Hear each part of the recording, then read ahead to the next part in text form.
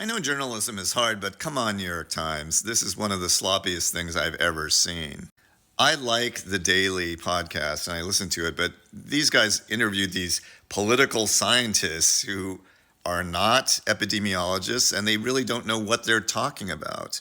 So, in brief, these political scientists did some research and discovered a lot of things that all of us who know anything about COVID already knew years ago. And they presented in a very lopsided, partial way with no deep understanding of anything, really. The number one thing that they seem to be shocked by is the fact that the lockdowns didn't cause a general decrease in the total number of deaths overall. And that is true. However, that's not a surprise. Everyone already knows that. The point of the lockdowns was always flatten the curve. It's just to slow down the pandemic enough so that the hospitals don't get overwhelmed. Now, there were some countries that did the lockdown strictly enough that they were actually able to get a lower number of deaths over the long run, and those were New Zealand, Australia, and China, mainland China.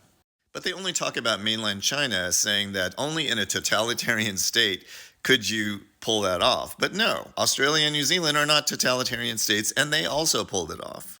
These political scientists also claim that modelers were erroneously predicting that lockdowns would save lives over the long run.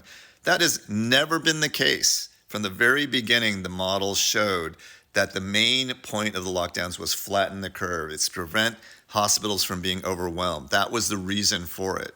The only way you could save lives over the long term was to do what China, New Zealand, and Australia did, and that is difficult to do. If you don't do those kind of lockdowns, you're not going to get a long-term decrease in total deaths very much. So again, they're reporting something that is not a surprise and is already well known. One of the sloppiest things they do also is they completely ignore the examples of countries that never did a lockdown but did do masking and contact tracing, and that's Taiwan, Korea, and Japan. Those three countries have a much lower death rate than the United States, about 1/6 in the case of Korea and Japan.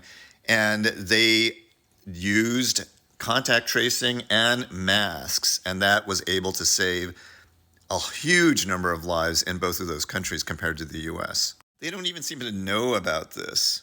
So it is absolutely false to say, as they claim, that non pharmaceutical interventions can only work if you're a draconian dictatorship. They absolutely worked in Korea. I lived in Korea during the pandemic. It was fantastic. New York Times, do better.